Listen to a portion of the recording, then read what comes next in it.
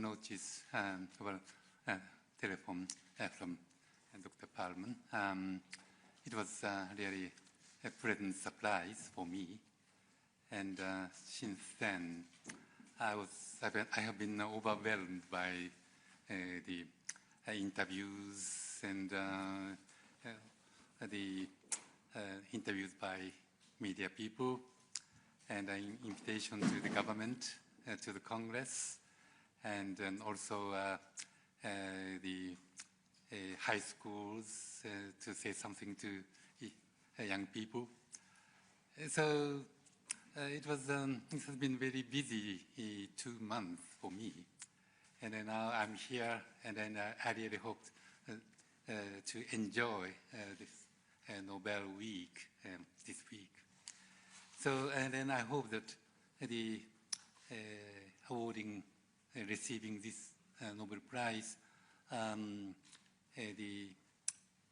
society will recognize that the importance of medical sciences, medical research, and then also I told the government that, well, it's important to support the basic sciences, and then so lots of interaction with people and the government, and then especially young people in these 2 months. Okay. Yeah, go ahead, please, Dr. Ramsdell. Yeah. So I kind of echo the sentiments that the shock has worn off, the surprise and the humbleness, and I think just the existence of the award is still. I'm still struggling with that because it's kind of amazing and it was completely unexpected. And in fact, I didn't even hear about it for 12 hours, as most of you know. So I was one of the last people. Everyone in this room probably knew before I did.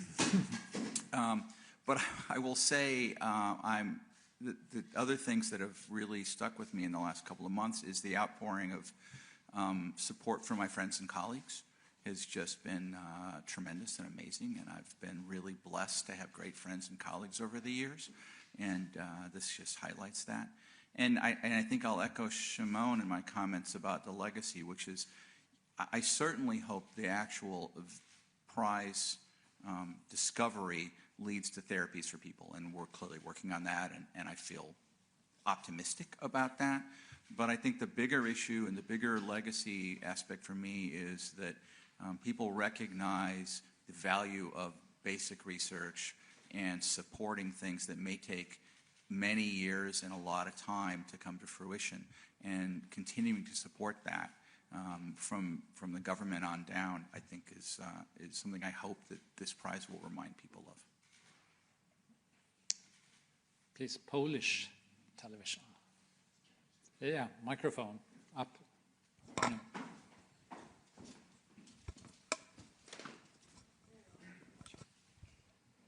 Thank you very much. Bogumil Radziecki from the Polish television. First of all, warmest congratulations to all of you.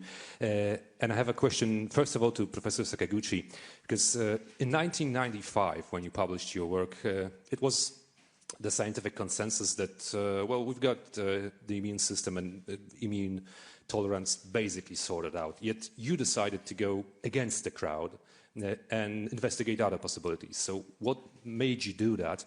And to the other laureates, how important was that work in your research that you've conducted a few years later? Thank you very much. Well, we identified, characterized the regulatory T cells as with definite marker. That was 1995. Since then, before then, the suppressive phenomena is well known, and then what we showed is that definitely there is a regulatory T cells as definite cellular entity, and then the people can, every immunologist can deal with it with definite marker, and then it really facilitated the progress of the research in Treg.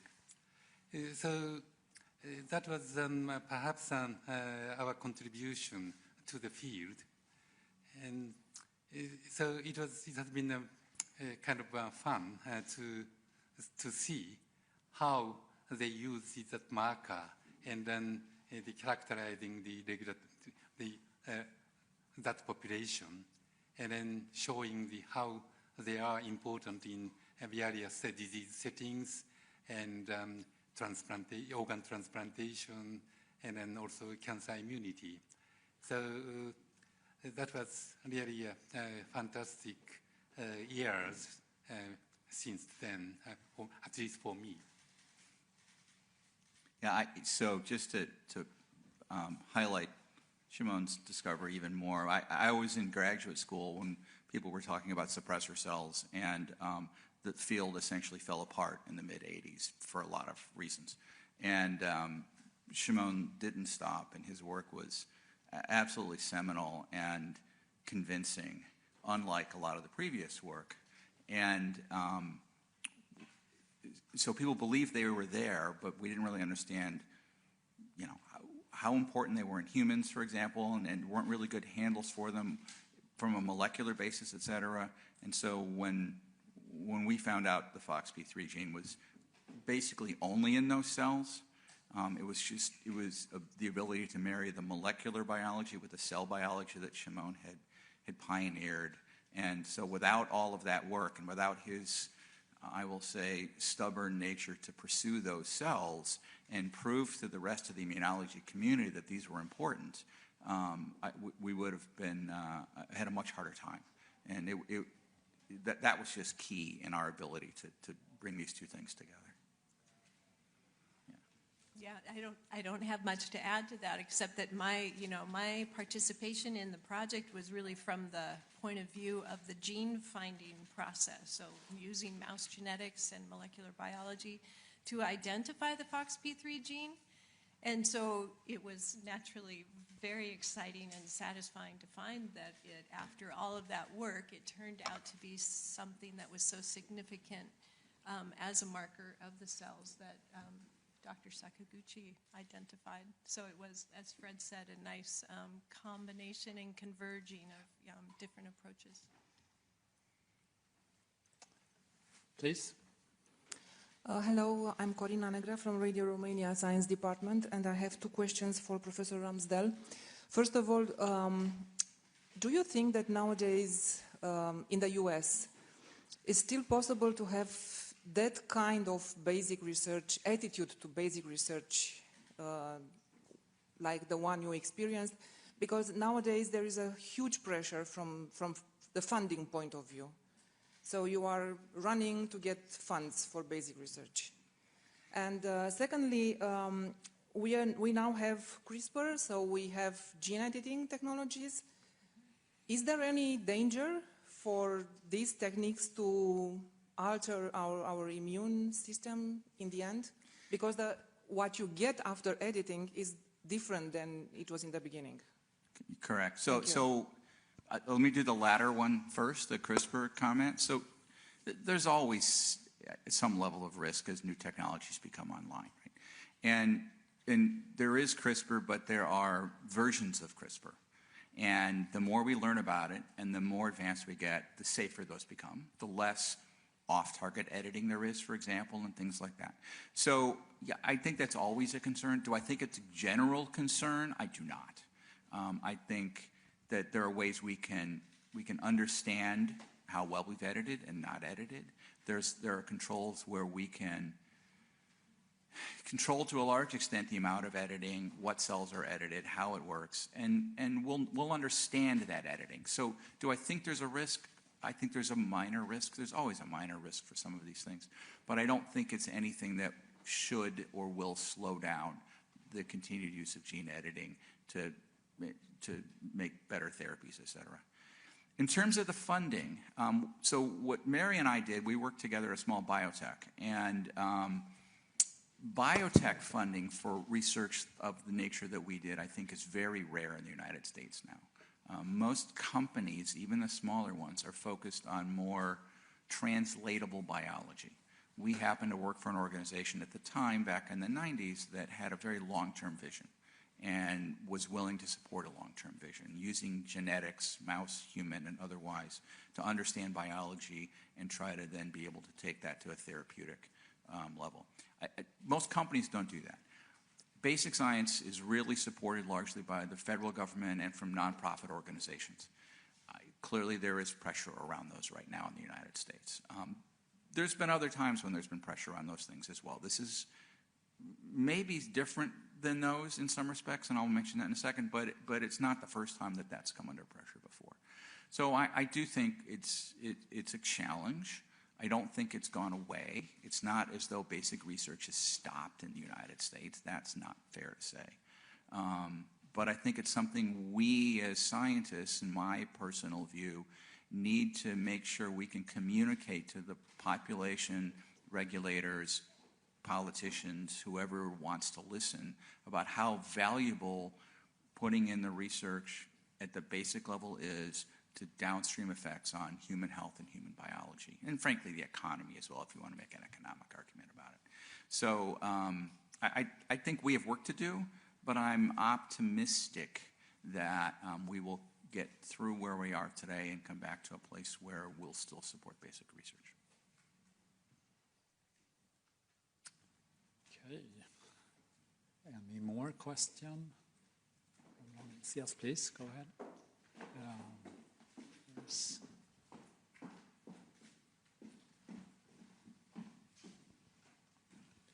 Thank you very much. This is Kazuhiro Fujitani from the Asahi Shimbun, Japan. And some people might have slightly surprised at this year's Nobel Prize because regulatory T cells are still in the process of being translated into clinical applications, even though it was great discoveries without no doubt. But I wonder what your reaction was that about you got the prize at this stage of this research. And the second question is that what kind of future development in this field do you expect as a result of this prize?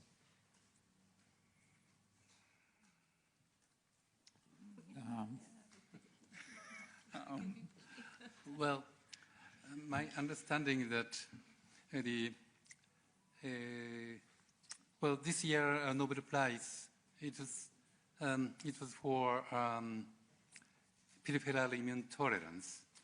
That is an important notion in immunology, how the immune responses against our self-constituent, how it is prevented or suppressed.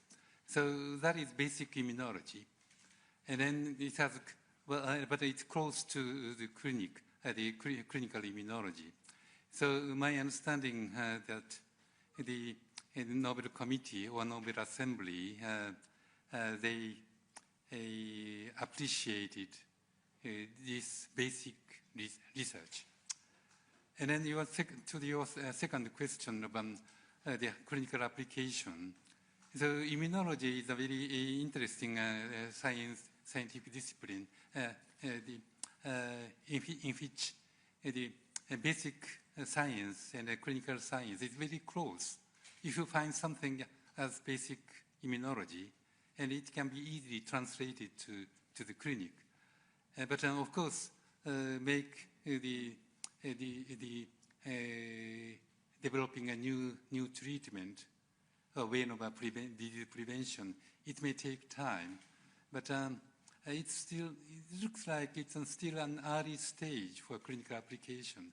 But we are optimistic that someday the Treg-based therapy,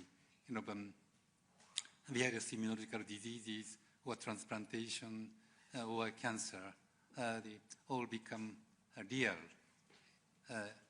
in the clinic. I could maybe just say something about the Nobel Prize since I'm a representative of the committee here. It's the prize in physiology or medicine, and it's always been interpreted as that a prize can be given for very basic discoveries, and also very much translated discoveries relating to treatments and therapies. In this case, exactly as Dr. Sakaguchi explained, there was knowledge about tolerance in the immune system, but it was incomplete. Here's a discovery of an active process, not a developmental process that was known before, an active process going on all the time in our bodies to actually regulate and keep the immune system in check. And that is a basic fundamental discovery in physiology. And of course, it has profound clinical implications as well, as we know. But the prize is really for a very basic discovery of great importance and with implications for the clinic. Sorry for... No? But anyone else want to add to that? The only thing I would say on the clinical side is, as obviously you probably know, there are clinical studies ongoing by a number of groups trying to harness the principle, sometimes the cells, sometimes the principle already. And it's very early days for those trials, but I would also suggest that many medicines require iterations and starts and stops to actually get the right drug and or the right setting, et cetera.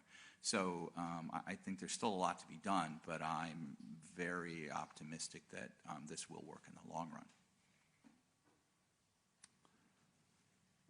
Okay. Here's one more. Please go ahead.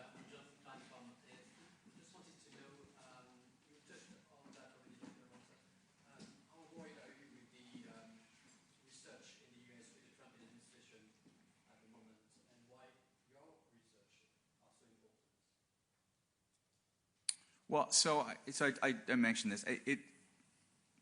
I am most worried in the United States, to be honest, about how well we as the science community have communicated what we do, the value of that, and the time frames, et cetera, of how useful it will be. Because if people don't value something and don't have trust in what you do, then you're not going to get any funding. It doesn't matter. So I think that we in the scientific community need to be better at communicating what we do, why it's valuable, what progress we've made, et cetera, where things are. So it's not so much the current administration. I mean, we can talk about that a lot, and I really would prefer not to.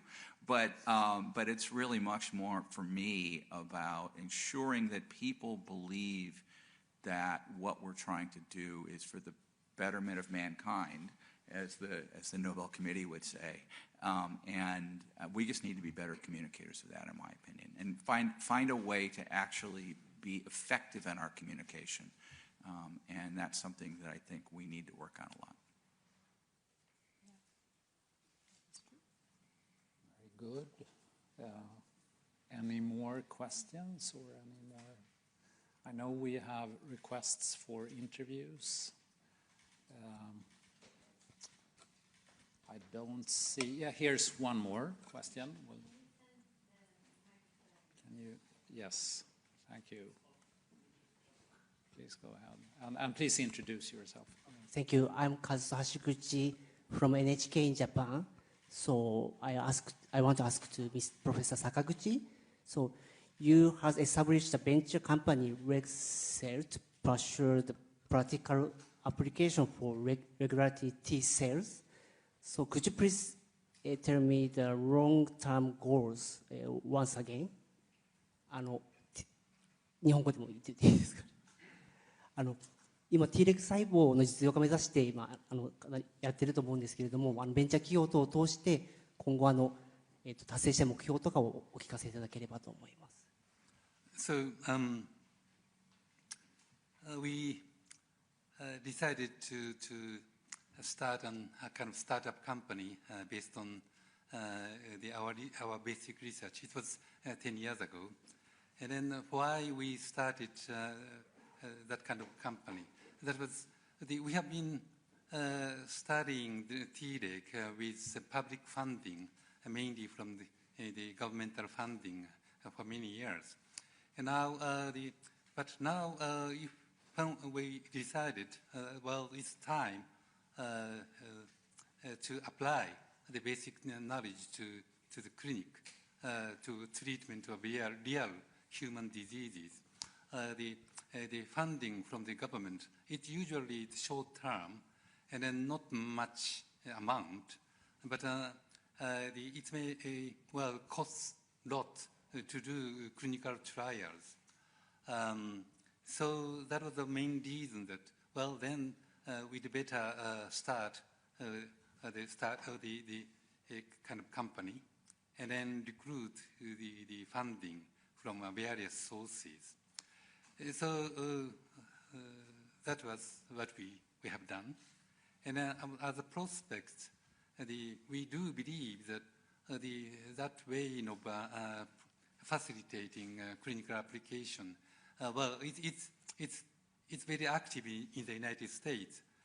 And then we decided that our company from Japan to the United States, because it may be better or much easier to do clinical trials in the United States because of society is more supportive in the United States compared with Japan.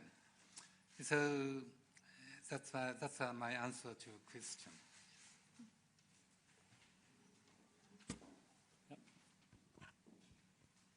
Thank you very much. This is Yusuke Hara from Kansai Television Japan. So a question for all three of you.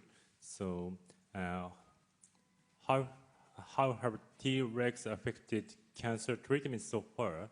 And how do you think cancer therapies will change in the future as we learn more about Tregs? Maybe Dr. Brunkow wants Yeah, to... so the cancer therapy question is a great one. So it's very clear that certain types of cancers use and recruit regulatory T cells to prevent the immune system from recognizing them and destroying them. Ovarian cancer being one, but there's other examples of that. So there are a number of groups that are now trying to find ways to locally or temporarily to either eliminate or disable regulatory T cells in the context of a tumor. In mouse models, that clearly can facilitate T cell rejection of a tumor. Whether that happens in people, I think we'll find out in the next few years as the data comes through. There's multiple ways to think about how to do that. Clearly, you can't get rid of regulatory T cells completely and for a long term from the body because we know what that looks like in humans, and it's not good. It's lethal, in fact. So it's got to be done in a way that is constrained to the tumor one way or another. But there are ways to think about doing that, and there's many groups doing it in various different ways at various levels of clinical study. So it's ongoing. It's not going to work for all tumors. It's going to work for some. But I think it will open a new door to certain types of tumors once we figure out what the right technological way to approach those cells are. You know, in terms of the long-term effect of regulatory T-cell biology and what we're going to learn, how we're going to apply that, certainly in autoimmune diseases. Dr. Sakaguchi's company, I have a company, seems like everyone has a company now, to try to utilize these cells to help treat autoimmune diseases. And again, very early days in the process of that, and multiple different ways to come at that approach. So I think as different technologies, data comes to bear, we'll actually figure out what becomes the best way, or if there's even a best way. There may be multiple ways that work in different settings. So again, it's very early days, but I think in the next couple of years, we'll have a really decent handle on how best to approach that and apply it to autoimmune diseases. So we're not too far away, I guess is my message. And I don't have a lot to add to that, except that I don't have a company. And in fact, my expertise is not really in the drug development and application of Treg cells. I mean, I really can't speak to that, but as more of an observer of what's happening in the field, I find it very encouraging that there do seem to be, kind of a multi-pronged approach to attacking these different kinds of disease areas, so autoimmunity and cancer and transplantation. And I think because the system is so incredibly complex and also very personal, I think in different diseases and in different individuals, there's not going to be a one answer or one way to treat any of these diseases. And so I think it's very encouraging that the field has opened up so much and so many different approaches are being applied. And I have great hope that, the innovations that are coming from, multiple sources are in the end going to, one by one start making huge differences in these different disease areas. Well, so the cancer immunotherapy, it has been recognized to be effective. As you may know, Nobel Prize for Physiology or Medicine, it was awarded 7 years ago to Jim Allison and then Tasuku Honjo. But we know that the effectiveness of current cancer immunotherapy, typically immune checkpoint blockade, it's effective only at 20 to 30% of patients. So there are lots of things to do. And then one thing we can do, and that is targeting Treg, reducing Treg number in the cancer tissue. And then, so by various combinations, so immune checkpoint blockade to strengthen the T cells attacking tumor cells, and removing regulatory T cells, suppressing that kind of the anti-tumor immune responses. And then a cancer vaccine to facilitate or stimulate the cancer destroying T cells. So all these combinations together, I do believe that even current the cancer immunotherapy can be improved to say 50% effectiveness, and then in the future, and then better way of controlling regulatory T cells, and then controlling effector T cells, destroying cancer cells, all these together. And then we really hope, and then we are optimistic that not majority, but substantial fraction of human cancers can be treated by cancer immunotherapy. That is really our hope. Okay, I think maybe it's time to. Okay, we'll have one last question up here, and then. Okay, we'll start up here. Hi, I'm Yukiko from Nippon TV. There are not many opportunities that three of you are together, so I just wanted to ask to Mr. Ramsdell and Ms. Brunkow, well, how do you evaluate Mr. Sakaguchi's work, and sort of, was it a surprise that he won, and vice versa, Mr. Sakaguchi, how do you evaluate the other two's work, and was it a surprise? How do I evaluate Shimon Sakaguchi's work? Seminal. Without that work, none of us would be sitting at this podium. Obviously, he wouldn't, but neither would Mary and I right now. So, absolutely critical, not just for this prize, but for immunology in general. The immunology community, I think, didn't have a good explanation for something that the committee gave a Nobel Prize to in 1960, which was for some of the tolerance work that went on. We now have an answer, and a lot of that is certainly dependent upon and revolves around the work that Shimon and his group did back in the mid-90s. So key to all of what we've done. Absolutely. More praise for Dr. Sakaguchi from Dr. Brunkow, or? Yeah, okay. If you look at the literature, the number of publications about Treg or FOXP3, it's very suddenly goes up from the around year 2003. So why? And that was because we found that the CD25 as a good marker for defining Treg. And then Mary and Fred, they discovered FOXP3 in the year 2001.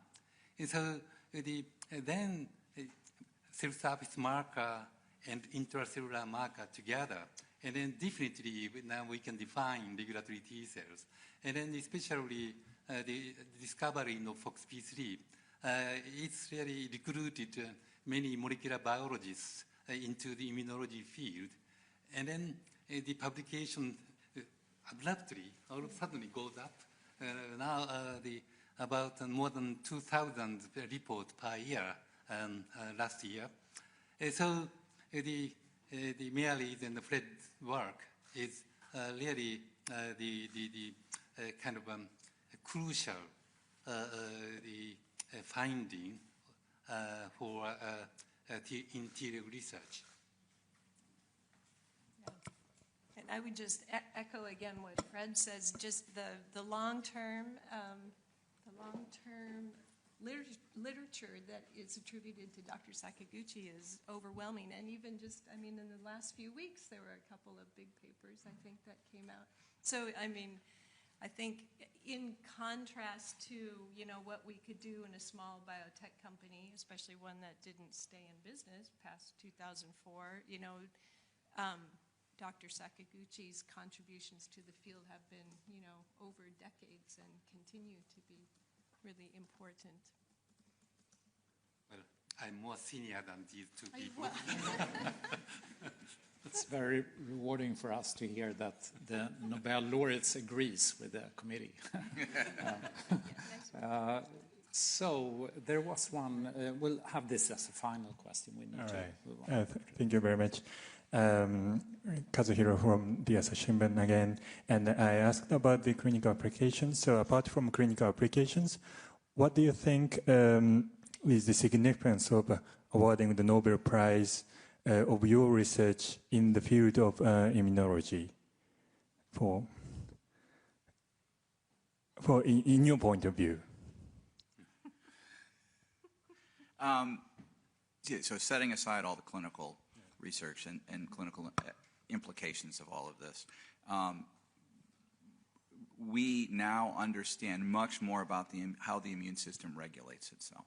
Its primary purpose for all of us is to protect us from pathogens, viruses, bacteria, etc. But we've always known that it had to do that at the same time, not destroying our own tissue. And it has the capability to do that. People who have arthritis and other diseases know that quite well.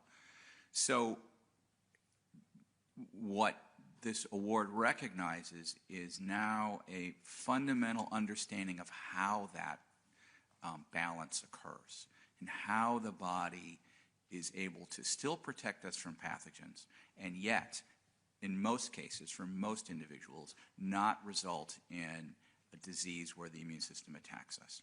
And so getting a handle on the fundamental principles of how that happens now allows us to actually dig much deeper into how the immune system is formed, generated, and is controlled. And so you can think about applications for both cancer and autoimmunity, but it's even broader than that in terms of just tissue homeostasis and other factors that these cells are involved in. So it's really the cell type and the discovery for which the award has been given has really changed the way people think about how the immune system works in terms of physiology overall.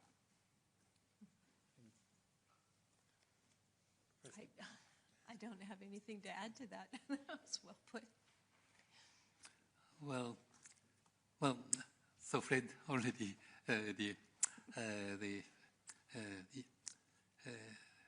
told you the important how Tregs are important. And then one thing, if I can add, that is for treatment of immunological diseases, and there are lots of the good drugs, immunosuppressive drugs, the steroid, of course, and tacrolimus, cyclosporin A. But on Treg, we think that Treg are present in our body Manipulating or the targeting Treg, it's a more physiological way of controlling immune responses. And then also in the clinic, their cells are living drug. And so we do believe that it's a new way of treating the immunological diseases. And then we hope that so they are physiological, they are present in our body, and they just subtly increase their suppressive function or decrease their number or function. And then we believe that the various immunological diseases, including autoimmune diseases, or allergy, or inflammatory bowel diseases, so the application is very broad. And then we really hope that we are optimistic that we can contribute to clinical science or clinic. I think we have to continue from here. So thank you so much for questions, and thank you to the laureates for all your insights and answers. And now there will be a few additional interviews. Yeah. Yes, so if those who will have interviews in English, if your interviews will be outside this hall, and interviews in Japanese for Dr. Sakaguchi will be inside here. Then I'm leaving. Okay. See you later.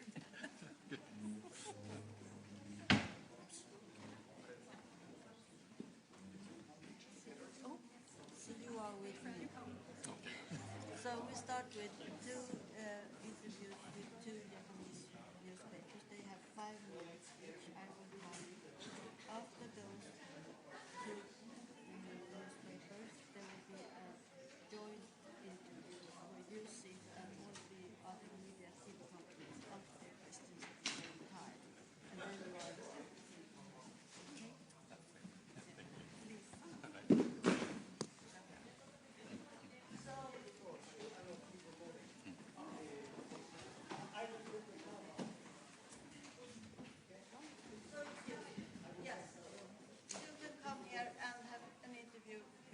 Dr. Sakaguchi.